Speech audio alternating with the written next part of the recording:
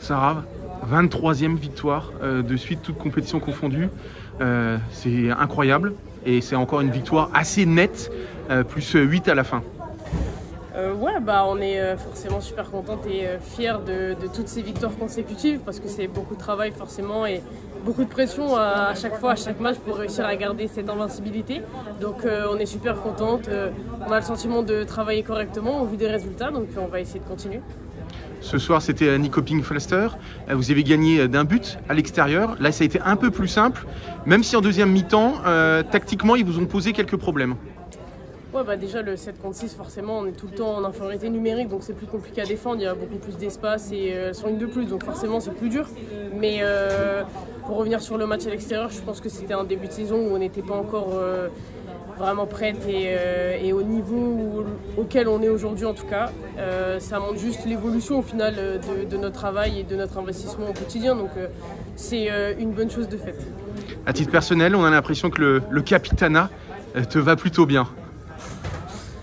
Pour être très honnête, ça ne change pas grand chose à mon quotidien. Je ne change pas, je suis juste en remplacement de Chloé. Je suis très honorée de l'être forcément, mais ça va, ça me met pas de pression en plus pour l'instant, donc c'est cool.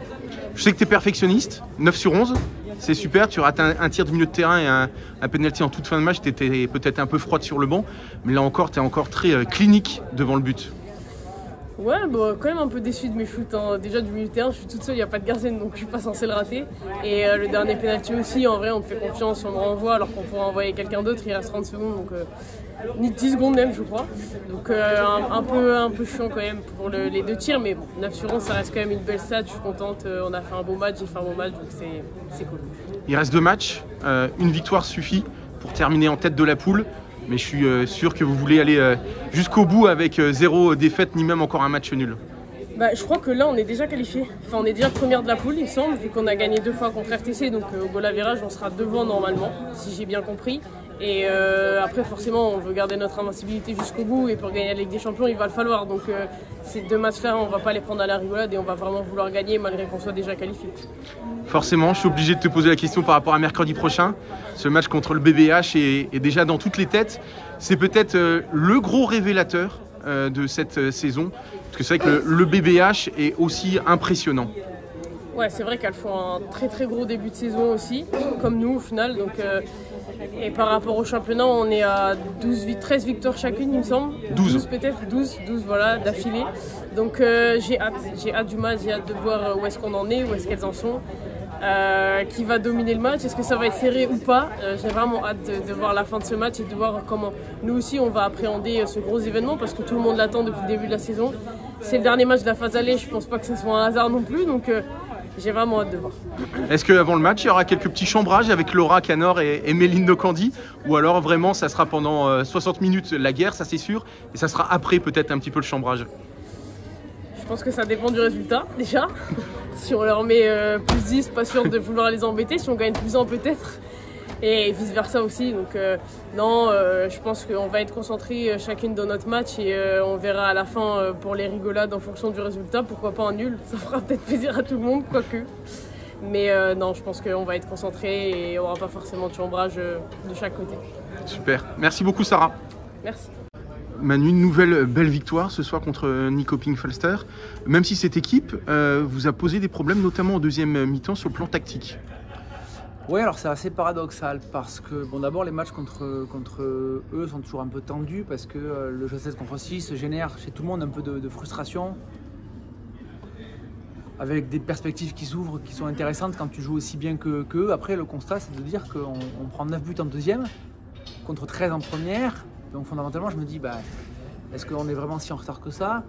Il y a 3 pénaltys d'Ofi, mais quand même on les ajoute, on est sur 12-13, donc c'est pas scandaleux encore. Après, ce qui est toujours dommageable, c'est leur incapacité à marquer des buts dans le but vide quand on récupère la balle, parce que du coup l'adversaire en face et l'entraîneur ne se dit pas qu'il y a matière à changer, puisque le bilan reste encore assez favorable pour lui. Donc voilà, un peu dommage. Après, toujours quand même avec un bon début de deuxième mi-temps, on passe très vite de plus 2 à 3 à 4 à 5 à 6 à 7 à 8 une fois. Donc on a eu un petit peu le temps de voir venir, mais voilà, c'est pas notre meilleur match de l'année, mais c'est loin non plus d'être le plus mauvais. Donc voilà, on était dans une note acceptable quand même. Jazz Chambertin avait semblé libéré après l'annonce de son départ. C'est un peu le cas aussi pour Anne Metteux, qui sort un très gros match, 5 buts, mais elle aurait pu être à un peu plus, et puis surtout sur les passes décisives. Elle a sorti vraiment un très gros match ce soir. Oui, c'est sûr. Bon, moi, je ne crois pas à la perspective d'être libéré ou pas de tout ça, parce que pour le coup, Jazz, ça fait très longtemps que c'est signé, je crois. Et il n'a pas attendu la semaine dernière avec ses 10 buts. Pour moi, Jazz, c'est une énorme joueuse de handball, quoi. Clairement, il faut se le dire. Une joueuse très complète. Un défenseur de très très haut niveau, un très bon attaquant qui a rendu beaucoup de services à la structure. C'est pas fini. Et Anne Metteux, voilà, pareil, il fallait trouver le rythme, il fallait trouver l'énergie nécessaire. Elle n'a pas joué à Saint-Amand aussi pour ce genre de match. Donc voilà, content de voir que le choix est validé plus ou moins. Mais un très très bon match de sa part, c'est clair. 23e victoire, toutes compétitions confondues. À chaque match, ça augmente. C'est quand même assez impressionnant, je le dis souvent. Il ne faut certainement pas banaliser. Oui, c'est sûr. C'est ce que je dis aux filles. Des fois, je ne sais pas dans quelle mesure on comprend tout ce qui se passe, quoi. Même nous, ou en tout cas, dans quelle mesure, en interne, on ne banalise pas le fait de gagner et de se taper un peu sur la tête quand on joue moyennement. Ce soir, Ljubljana a gagné contre Bistrica. Ça faisait 7 défaites consécutives en Ligue des Champions pour un club qui avait d'énormes ambitions. Et je me dis, ce soir, elles doivent être contentes. Est-ce que ce soir, elles sont plus contentes que nous, qui enchaînons les victoires? Ben, malheureusement, je crois que oui, mais c'est pas normal, quoi. Donc il faut savourer, il faut mesurer un petit peu tout ça, continuer à avancer, de fait. Mais voilà, moi je suis content de ça, je mesure le chemin parcouru, l'histoire qu'on a ensemble, et j'espère que tout le monde le mesure aussi. Dans quel état d'esprit, pour finir, tu abordes le big match de mercredi contre le BBH que Metz Handball pourrait retrouver dans d'autres compétitions? Ouais, tranquille. J'y pensais pas avant aujourd'hui. Ça y est, le match est terminé pour Nico Bing. Je commence à y penser. On mettra en place tout ça progressivement, dès lundi vraisemblablement. Voilà, c'est une très très belle équipe du championnat, de la Ligue des Champions. Un groupe plus dur que le nôtre, je pense, d'où leurs accros, je crois, contre Geur, Odense et puis PSberg. Mais ça va être un énorme match avec des stars en face aussi.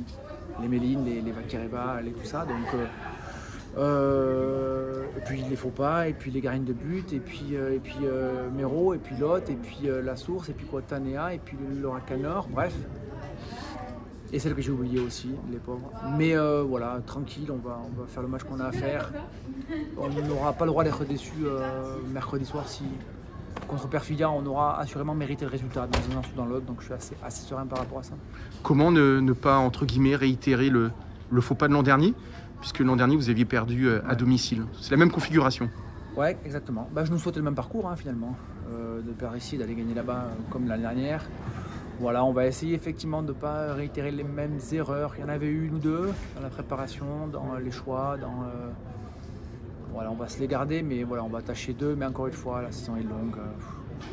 Il y a des choses qui joueront là, mais assurément pas de façon définitive, comme l'histoire l'a montré l'année dernière. Donc voilà, on est serein parce que, ou alors je le suis parce que voilà, on fera le maximum et après, écoutez, le destin décidera pour nous, je crois. Merci Manu. Merci.